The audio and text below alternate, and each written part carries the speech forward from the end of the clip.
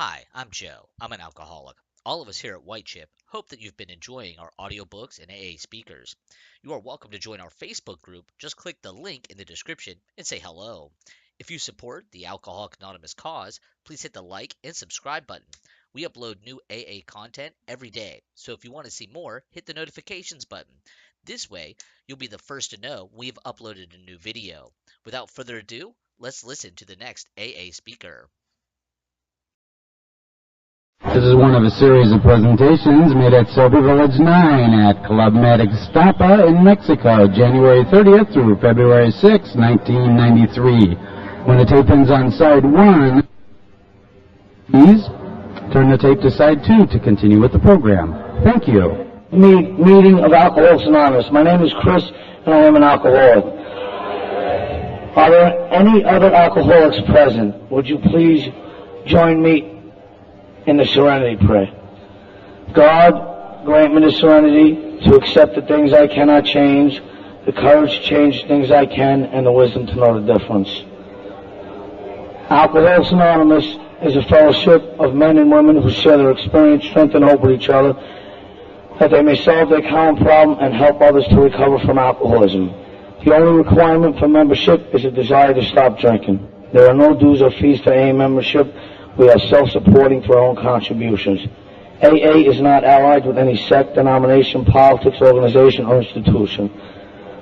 Does not wish to engage in any controversy, neither endorses or opposes any causes. Our primary purpose is to stay sober and help other alcoholics to achieve sobriety. The format of today's meeting is the leader qualifies for 5 minutes, followed by the main speaker. I guess I'll have to say a few words, right? It may take a little more than 5 minutes. I don't know. Today,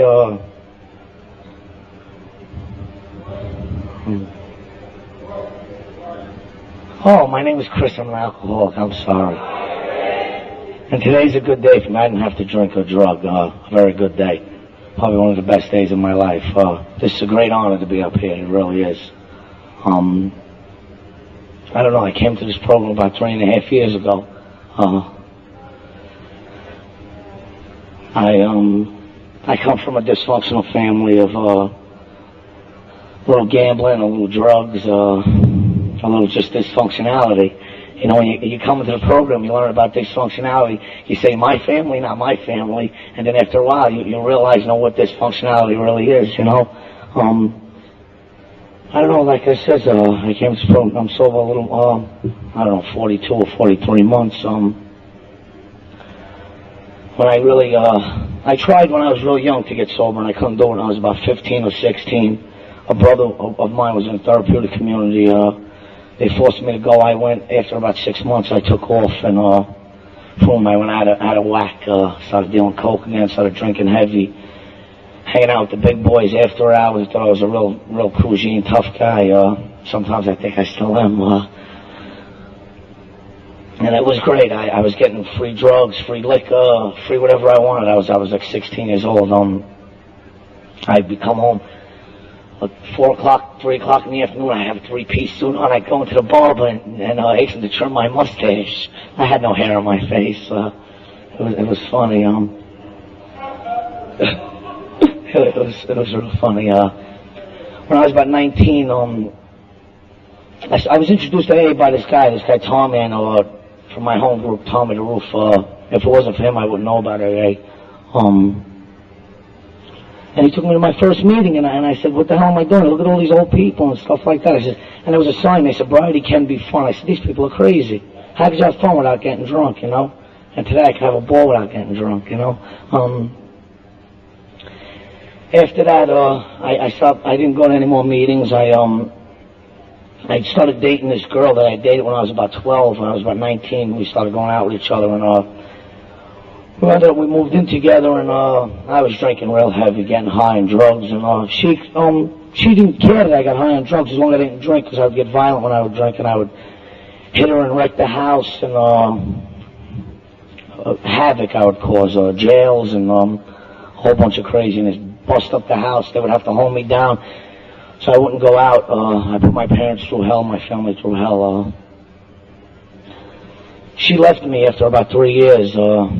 After about 3 years and about 4 beatings I gave her, and getting locked up 3 times, and she stood by me. I can't say she didn't for a while, but I guess she took too much, and she left. And when she left, they opened up an AA meeting right across the street from my house, and I was there about a year. And I used to go in the little candy store across the street from my house, and I see this woman, this lady Karen, from I used to see in the clubhouse before they moved to where I live. And I'd be drinking a beer, and I'd tell her, I know where you're going. I says, I'm doing fine, I would tell her, I'd be sticking 3 down my sleeve and drinking 1 in the back, and buying a piece of candy. And after, like I said, she left, and I started going to meetings, and I would sit in the back, and I'd raise my hand, and I'd say, hi, my name is Chris, and I'm an alcoholic. I haven't drank for 7 days. And everybody would go, yeah. But when I left the meeting, I'd get on my bike, I'd go to Bath Avenue on Bay 20th Street, and I'd buy a dime bag of pot. I thought that was all right, I'd go to the dentist, I get a tooth pull, I get some painkillers, and, I said 1 every 3 hours, I take 9 every 3 hours, And I thought that was, all right. I'm not drinking, that's all right, And after about 3 weeks, I ran into a man today I love dearly as my sponsor, and it was a Sunday night. It was July 9th of 1989, and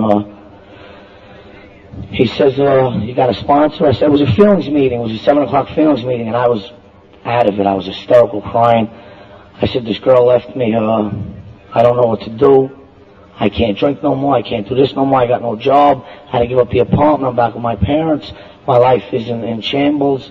And after the meeting, the coffee break, we started talking. He says, you got a sponsor? I said, no. He goes, are you going to get one? I said, I don't know who to ask.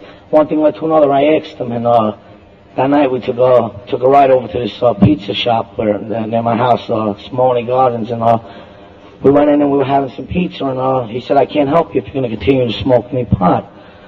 I said, all right, I wanted some help. He goes, the only reason you're feeling this pain is because you continue to getting high. I says, I don't want to feel this no more. I went home, I had a half a joint, I remember I smoked it, and that was it. Monday morning, July 10th, for the grace of God, I'm still sober. I got a call that afternoon. It was my ex-girlfriend. She says to my sister Kathy, tell Chris I'm sorry about last night. That guy was in Simone Gardens, but was only a friend. I didn't even see her. I didn't even see her. She was in the place, and I've been sober ever since then. It's been real hard, man. It's been real hard. The last year and a half's been real tough, Paul.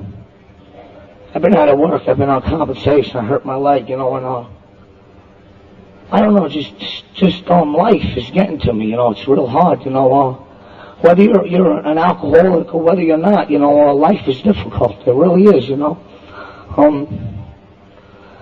like I'm at a stage, I'm sober 3.5 years, and I feel like I'm going nowhere, I feel like I'm not going up and I'm not going down, I got to start working on myself, and it's hard, it's so hard to change the things that you're so comfortable with. And when you're doing good, and I ain't used to having good things and doing good in my life, so it feels, it feels uneasy.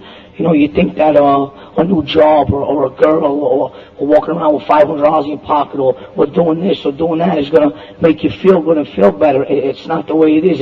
It's within you. You know what I'm saying? And some days, I have a feeling where I could carry the world on my shoulders. I really do. I feel great, and that's due to this program, I made a promise to a friend of mine yesterday. He says, I want you to start working 1 through 5, because I go to meetings, and all I do really is I don't drink and I go to meetings. I do very little work on myself, and all right, for the first year, maybe the first year and a half, 2 years, all right, I'm in my 4th year. I think, some things got to be changed in my life, I don't know, my parents I love dearly. They stick by me real good, they know how to push my buttons. They really do, especially my father. And being away from me, I'm 26 years old, but it's very hard. I'm I never done these things. I never been away from home. I never went away. So it's all new to me. Growing up, I was in Sonora Bay about 9 months ago, and it was real hard for me, real hard. I wanted to leave by Wednesday, I got here Saturday. The plane flight got a little messed up, and I was real mad. We got here like five hours late, and I was pissed off at the guys who booked the flight, and I'm pissed off at everybody. But you hold the resentment, and who does it hurt? It hurts you. It don't hurt nobody else. They were here, everybody was here already. Saturday night I went into my room and I went to sleep about 2 o'clock, and about 2:30 I got up and my heart was racing. I was hyperventilating. I opened the door to my room. I started walking in the hallway. I said, "The hell with this! I ain't staying here. I'm leaving tomorrow. I'm out of here. I'm getting a taxi. I'm going to the airport. I'm getting a car, an airplane back to the States." It's like I feel like trapped in. And that's like more issues of when I was younger. I don't know. It's like I was going to therapy for a little while and I stopped because I was getting in touch with too many feelings and I couldn't handle it. When I first got sober, I was going back to school because I'm not very well educated. I was going back to school. I was working a job on the books for the first time in my life. And I was going to meetings, trying to make 90 meetings in 90 days. I had all this stuff on my hands. So I stopped going to school and I continued to work because I needed money and I needed to keep my sanity. And I continued to go to meetings because I didn't want to drink and drug no more and live a miserable life. As much as I go through today, I don't pick up a drink. As much as I want to, I don't pick up a drink. I wanted to go in back of the bar and bust open the counter and have a few drinks the other night. I figured that would have put me to sleep and relieved my anxiety. But what would it have done to me the next day, I don't know. Like I said, this is an honor to be here. My life is better than it ever was, and I thank my parents for bringing me into this world, and I thank God, my higher power, for bringing me here tonight. I would never change my life or anything that's happened in my life. Maybe one thing, if I could have my ex-girlfriend back, I would have her back, It's hard for me, when you hold on to something for a long time, it's very difficult. She's married today. She got married about 8 months ago, and that was real hard for me to deal with, And that's about the only thing, if I could change, I would change. All the locked up times, all the drinking and drugging, I wouldn't change because I wouldn't be where I am today. And where I am today, I have friends in my life that are beautiful that I never had before, and it's a good day for me, One friend I'm going to bring up right now to read the traditions. I'm going to bring Pat S. up to read the traditions.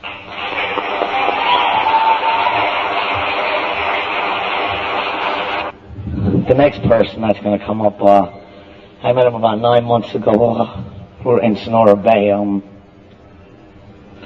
remember another friend of mine bumped into him and he was saying to me, he goes, "You look familiar. Did you ever play any ball, And he goes, it was funny because he was asking him, and he is an ex-football player. But what made me take such a liking to him and everything is when he got up and he spoke on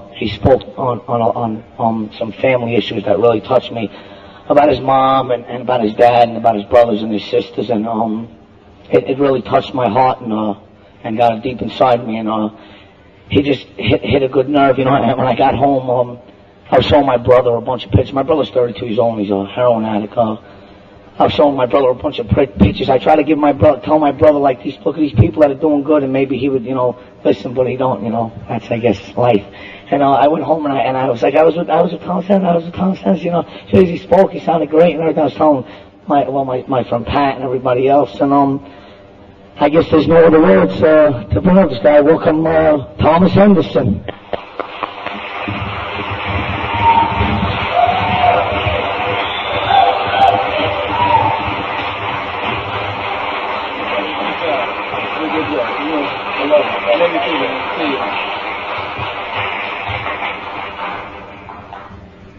My name is Thomas Henderson, and I'm an alcoholic. Thanks, Chris. Chris should be in the movies. What a voice, huh? He could do gangster films or something, huh? Hey, what do you mean, man? Come here, man,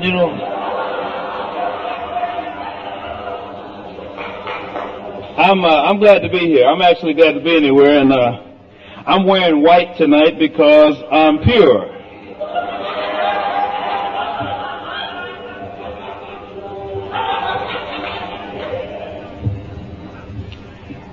Actually, today I'm one of the most grateful recovering alcoholics that I know.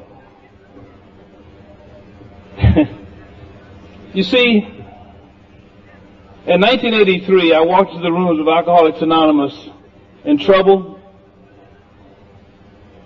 with no future,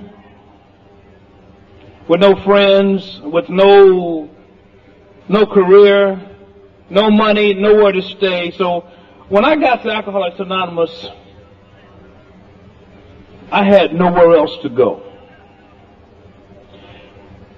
And since 1983, I can stand up here and tell you here in Exipure, Mexico, I still have nowhere else to go.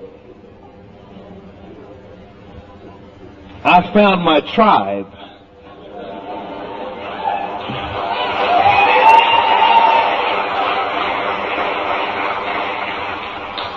Early in my recovery, I was lucky enough to meet a man named Chuck D, who had a sponsor named Frank O, who had a sponsor named Chuck C. And I have found out through this program, I'm emotional tonight because I'm real grateful. I have found out through the program of Alcoholics Anonymous that sponsors and friends are holy. I had a chance to talk to Chuck C, and right at the end of his life, and I'm just lucky to have met the right people at the right time in order for me to get a great foundation in Alcoholics Anonymous. Sure, I go to other fellowships. I'm sick, I'm afraid to watch Oprah,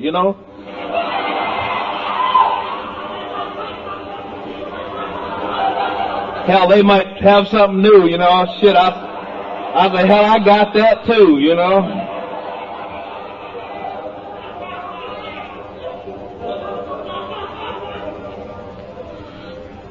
Two things are apparent to me right now, and that is, early on in this program, a couple of things are real clear to me about Alcoholics Anonymous, and Chris kind of touched on it here a few minutes ago. There is a part of this fellowship that says, I can just don't drink and go to meetings.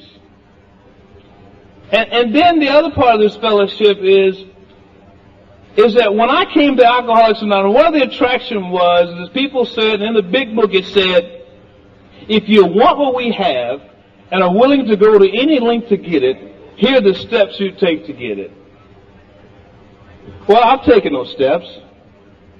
And I'd like to hope that I'm where the big book talks about, around step 10, where I do have something. Because instead of me hanging around Alcoholics Anonymous all my damn life, wanting what somebody across the room has, at some point in this program, I gotta like what I got. And today, I like what I got from this fellowship. I don't have to look across the room and wish that I had what you had. Particularly with women,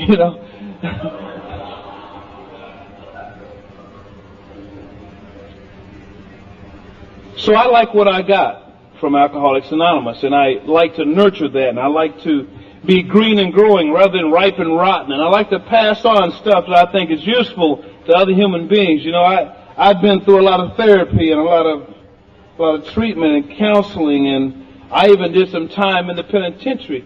And everything that's happened to me has been a blessing. I'm one of the few people I know in the state of California, they rescued me from me. I spent 2 years and 4 months in the penitentiary, and it was the best 2 years and 4 months that I can remember because I planned to have a life.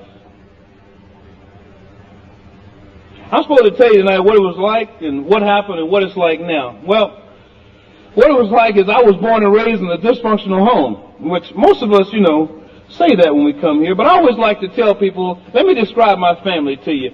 My mother, Violet Faye, God bless her. Violet Faye was a 15-year-old girl who had a bouncing, bubbling boy named Thomas in March of 1953. And she had gotten pregnant on a one little relationship with a guy who was in the military, and of course he was a young man, and I was born in 1953, this 15-year-old girl, and I kind of grew up with her, but my mother was a violent woman, and part of me was violent until I got into the program of Alcoholics Anonymous. I don't do that anymore. When I was 12 years old, my mom and stepfather fought a lot. Now, I didn't meet my real father until I was 21 years old and playing in the National Football League. All of a sudden, he came out of the woodwork in New York. Hey, that's my boy there. That's my son. Boy, what a kid. Look, ain't he a good-looking boy? We'll talk about him later.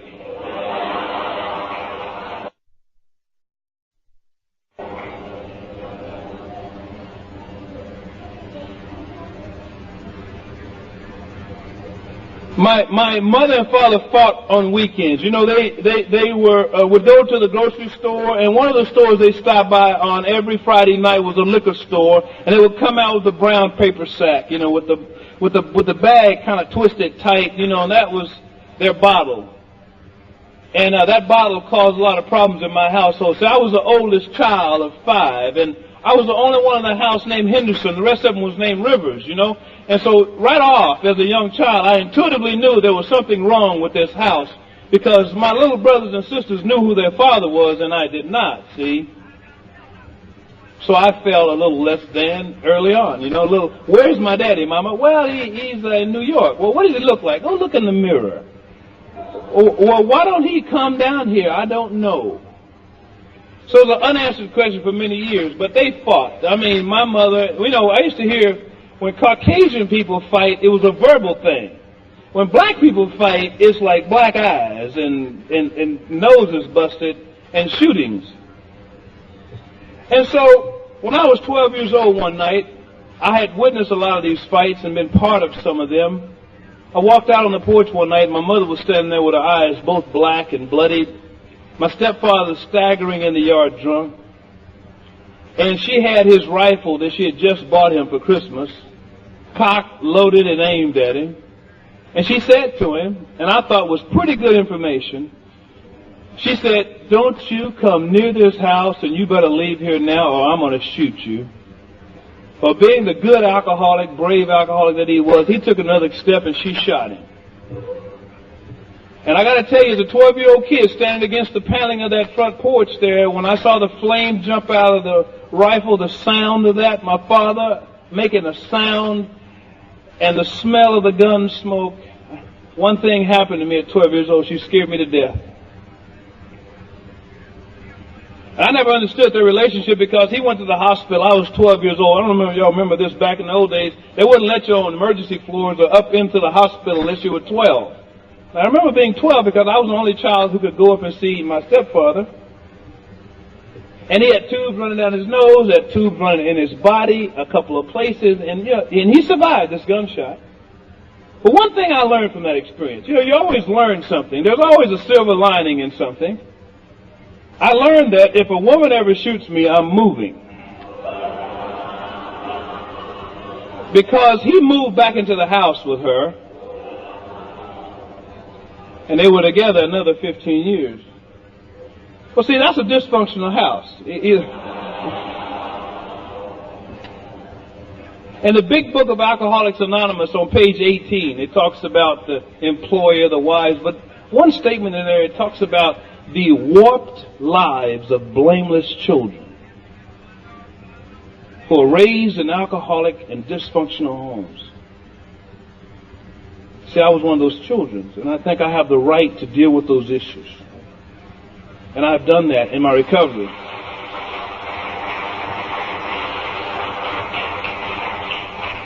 Well, of course, and it took my mother opened up an after-hours joint. Of course, she became famous with the gun by then. It went from Violet Faye to Annie Oakley. She shot several men at the after-hour club that we had in Austin. And in 1978, while I was playing in the National Football League, I was called off the field by Tom Landry one day, and he said, I got a message here, and I asked him to go re-verify it. He says, but here's the message. They say your mother shot your grandfather 5 times. Call home.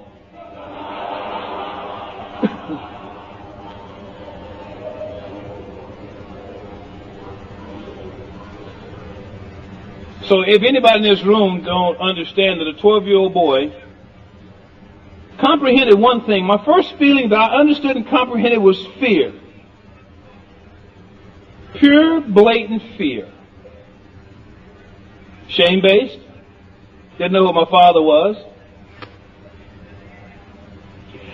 I remember as a child going to the grocery store with my family, and we were every Friday. My daddy got paid $70, $80. I remember kind of what that money was, $65 or something. It was 1965 in there. And we would go to the grocery store, and, you know, me and my 4 children, my 4 siblings, my 4 brothers and sisters, we would, like, terrorize the store. In other words, when I left the grocery store on Friday night, I was full. Trust me. But I remember going to the parking lot with my family, and we were loading groceries into our raggedy car, and something struck me, you know, that I really always wanted to go with the family over there. I wish I could go home with them. See, because as far as I can remember, as long as I can remember, until I was 13 years old, my mother beat the hell out of me. She wouldn't let my stepfather hit me. And I resent that.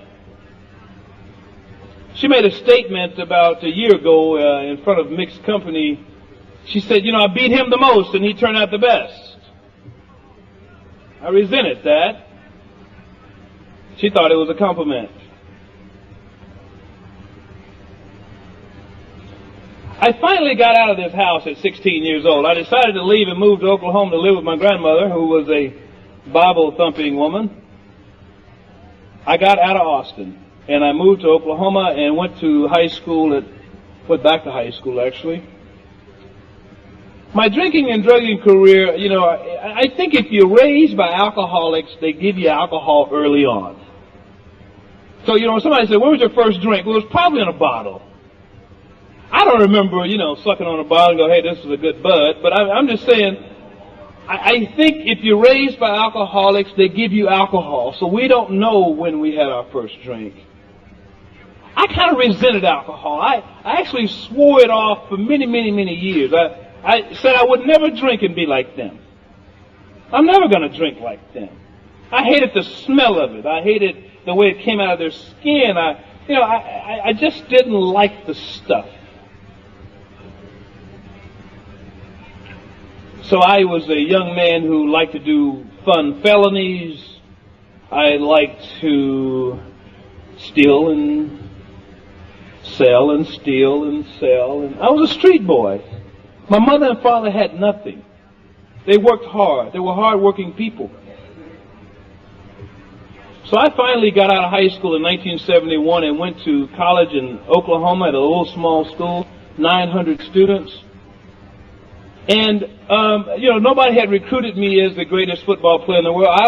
Nobody knew who the hell I was by the time I got to Langston University in Oklahoma. And I put on a uniform and became Violet Faye for 4 years.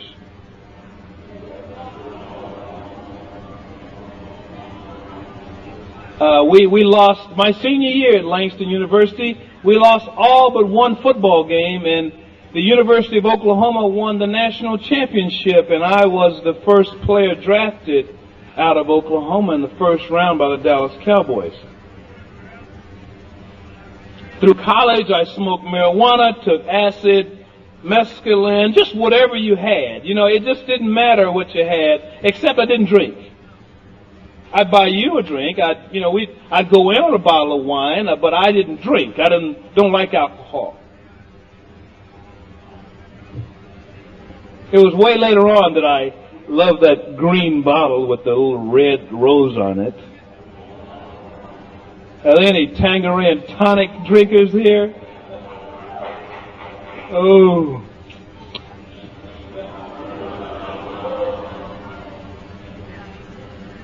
You know, the reason I couldn't get sober the first time because I didn't think I was an alcoholic.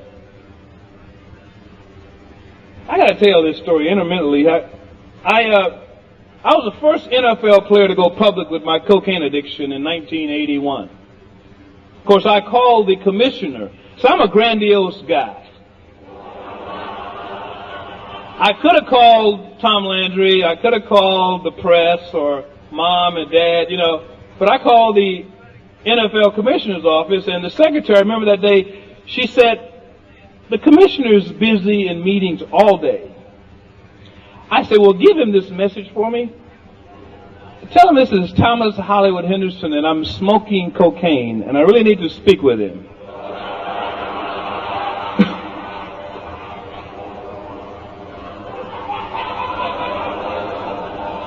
I mean, if you want to get through, you got to give him reason to call you back. So he reached out and touched my ass in about 2 minutes.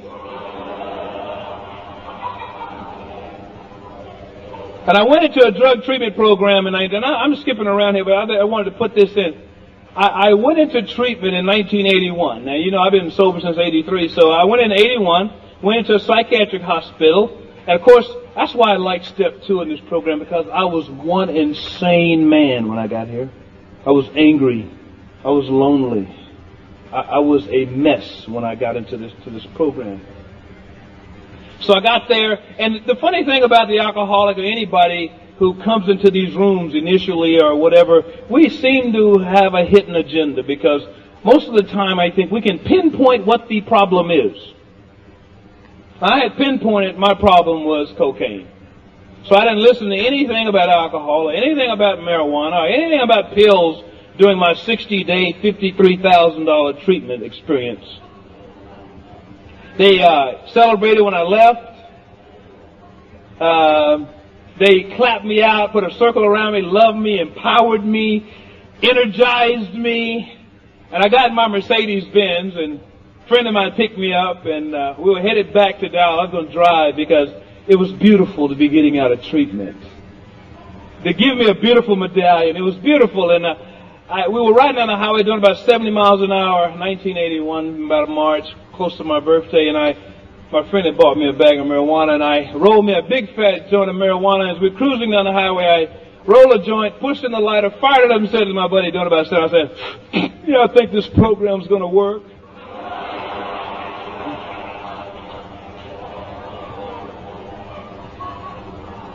This is going to be beautiful. And I was back smoking crack a short time after that, you know, and did it for another 2 years. Went to a real horrendous, pitiful, and incomprehensible demoralizing bottom, because I never connected with the other substances. And I like to say to any newcomer here tonight who likes red wine with red meat, or white wine with fish, lose that idea. I was drafted to the National Football League, and nothing had changed in my life. I was 21 years old and was given around $100,000. So coming from the poverty that I'd come from, I was a rich man. But I did not know how to live. I was not part of a fellowship like a church. I was not part of this great fellowship to teach me how to live. I did not know how to live. You understand me? And if you don't learn how to live, you never know how to live. That's why I'm so grateful for the 12 steps of Alcoholics Anonymous. In order. Some of us work them steps like it's a damn menu. You know what I'm saying?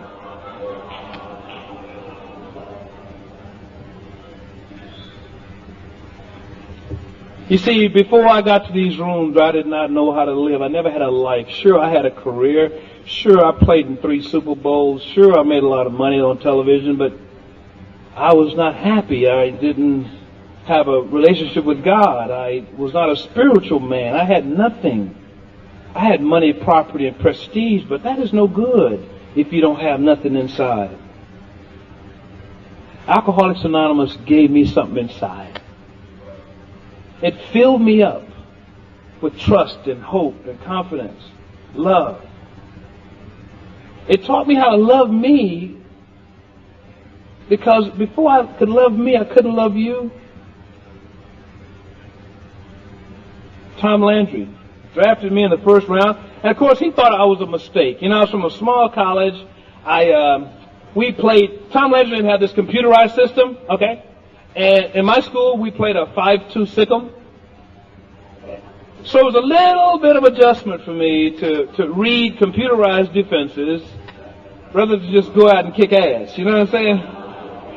There's a little adjustment, you know. You kind of had to show up every day with the books under your arm. You know what I mean? It became a business. I didn't like Tom Landry. You know, and before I talk about him, I'm going to tell you he's the finest man I think I've ever known. He was a Christian man, a family man. He was upstanding in his community.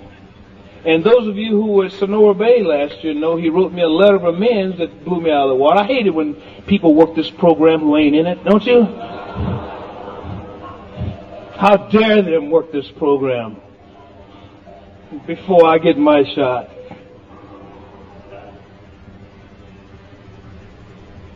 When I met people who were on this path of spirituality and real life and family and being, you know, in these relationships with women, they love their wives, you know, I thought fidelity was a speaker system or something, you know what I mean? I had no idea that it had anything to do with standing by your woman, you know.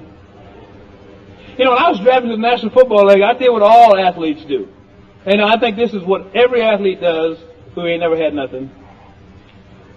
You know, I got this big check, so I went and bought a brand new car and a stereo system. I didn't have nowhere to park it or plug it up, but those were my first purchases.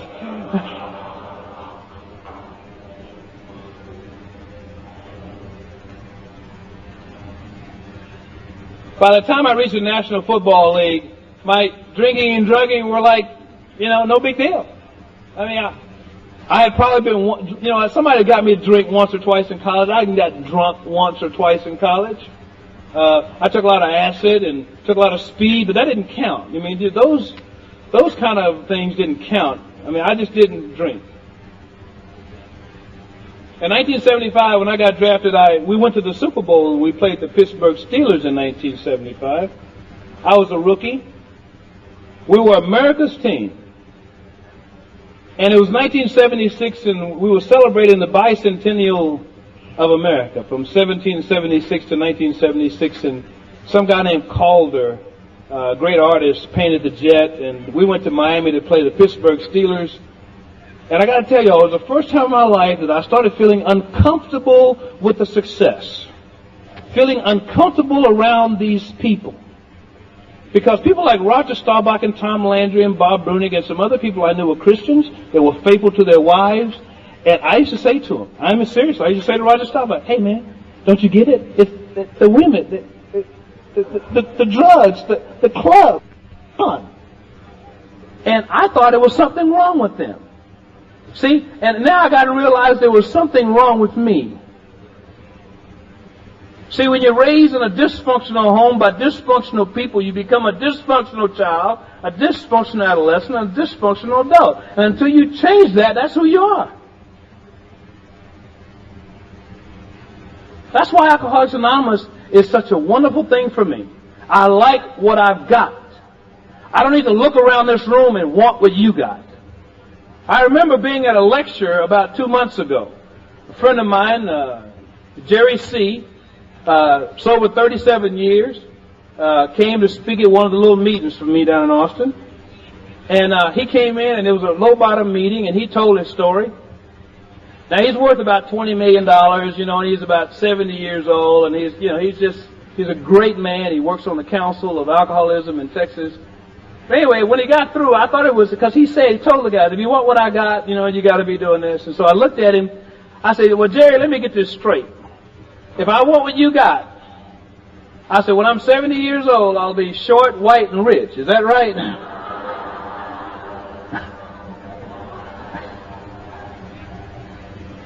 And I use that to say you got to want what you got at some point in this program, or you just don't drink and go to meetings. Because there is a solution in this program. It's all over this book that I love so much. That changed my life. We were preparing to play the Steelers, and Mike Ditka, who's the head coach of the Chicago Bears, came over to me and said, Thomas, you've been elected captain of the specialty teams for this Super Bowl. And I had a great year. I mean, you know, I was wild. I would run down the field, And you know, like a blind person, what I used to really love about running is I could feel the wind against my face because God had really blessed me to run. I could run. My legs never failed me. You know, my legs are I tell you, God blessed me with some legs. I've never had an injury to my legs. I just could run and I could run and so we were playing this Super Bowl and he said, "Okay, Thomas, you got to go out in the middle of the field here for the coin toss." And so I got ready for this and walked out there with Roger Staubach and Randy White and Charlie Waters and Leroy Jordan and all these people. And you know what? I always looked at other people as better than me. It didn't matter what my ego said. It didn't matter how I dressed or what car I drove. I always thought you were better than me. You just didn't know it. I was just glad to be here. I get out in the middle of the field, you know, feeling less than and feeling like I ain't supposed to be there. I'm almost afraid that somebody's going to come over the intercom and go, "Hey, 56. Come on. You don't deserve to be here. Get your ass out of here." And I wonder what that is. You know, you walk around with impending doom, kind of I don't belong. You know, I'm ashamed. You know, what if they know that I used to smell like urine when I was growing up? What if they know that I was, you know, they used to get beat up by my mom all the time? What if they knew all this? Will they still like me? So what goes on in the dysfunctional mind? I'm standing there. They're about to play the national anthem. The official there has a 200-year-old coin. It says 1776 on it. It's a thick piece of gold. On the back, it's got a head, and on this side, it's got the date. And he says, "We're going to flip this to see who kicks off and receives the Super Bowl 10. And what am I thinking in my little ghetto mind? I want to steal the coin.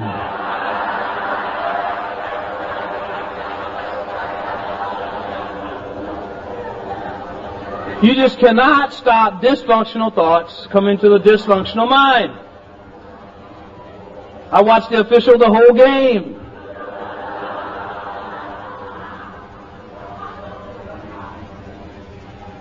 See, part of me was a thief.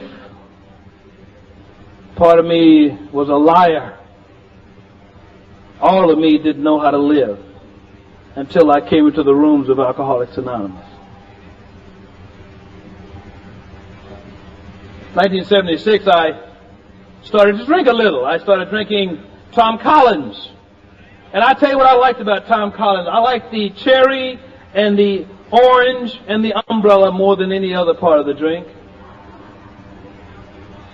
Our bartender told me, I said, what can I drink? I really don't drink. Give me, what can I drink? You know, he never said club soda. They assume you got to have something. You know, growing up in America, it seems like I'm not surprised that Alcoholics Anonymous has grown as big as it has grown. I'm not surprised that we are alcoholics and addicts. Because if you think about it, drinking is ordained on us. Drinking is a rite of passage to adulthood. It's a 21-year-old thing to do. It's a prerequisite to adulthood. You know, 10 years ago, they finally figured out that alcoholism was